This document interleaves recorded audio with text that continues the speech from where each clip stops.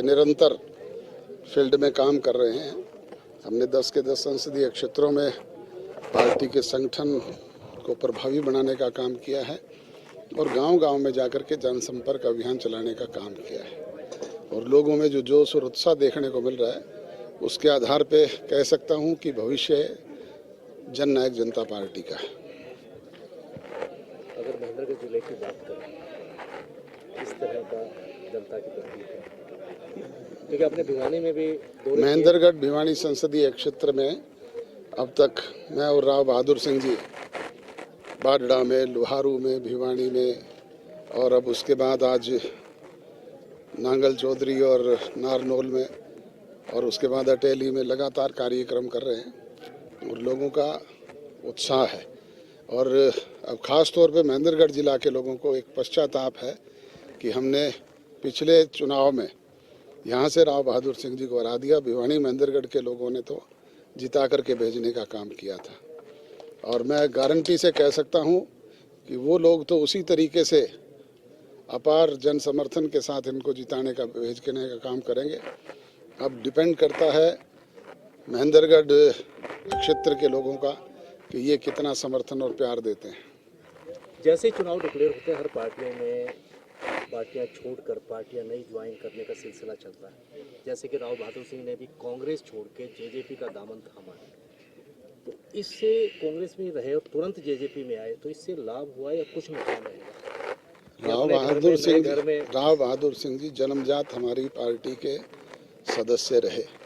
बीच में कुछ समय के लिए उन्होंने एक्सपेरिमेंट के तौर पे कांग्रेस को अपनाने का काम किया और वो बड़ा कड़वा अनुभव उनका रहा, वो तो यही बता सकते हैं।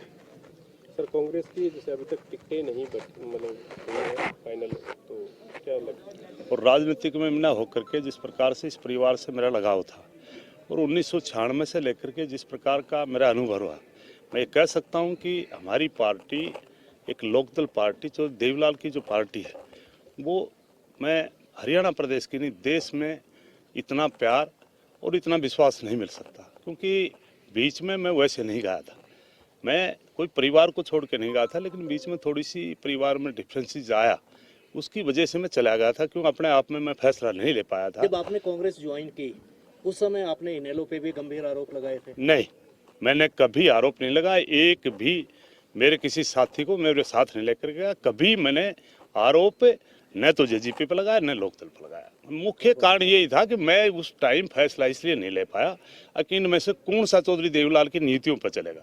आज मुझे विश्वास है कि दुष्यंत चौटाला चौधरी देवीलाल की नीतियों पर लेकर के जिस प्रकार से प्रदेश में और देश में जिस प्रकार से चौधरी देवीलाल ने नाम किया था, उसी प्रकार से दुष्यंत चौटाला मुझे दिखाई दे रहा है कि फिर एक बार ऐसा दिन आएगा प्रदेश में और देश में बहुत बड़ा नाम करने का काम करेगा। और अगली जो टाइम बचा हुआ है वो दुष्यंत चौटाला के साथ में राजनीति। दुष्यंत जी की नीति बिल्कुल, मैं ये बात कर रहा हूँ कि कांग्रेस ने, हमने 5 साल से बराबर आपके बीच में, आप भी वहीं थे, लाख 1.5 लाख आदमी ला करके जिस प्रकार से, चाहे हमारी बहन आशा हुड्डा आई, चाहे भूपेंद्र सिंह हुड्डा 2 बार आया, चाहे दीपेंद्र हुड्डा आया, कितने लोगों का उद्यम था। और जब वो हमारे लोगों की भावनाओं को नहीं समझ पाए तो फिर मेरा रहना बेकार था। फिर मैंने लोगों से यही कहा कि एक ही परिवार है जो अपनी भावनाओं को जानता है और वो ही परिवार हमारे लोगों को कहीं न कहीं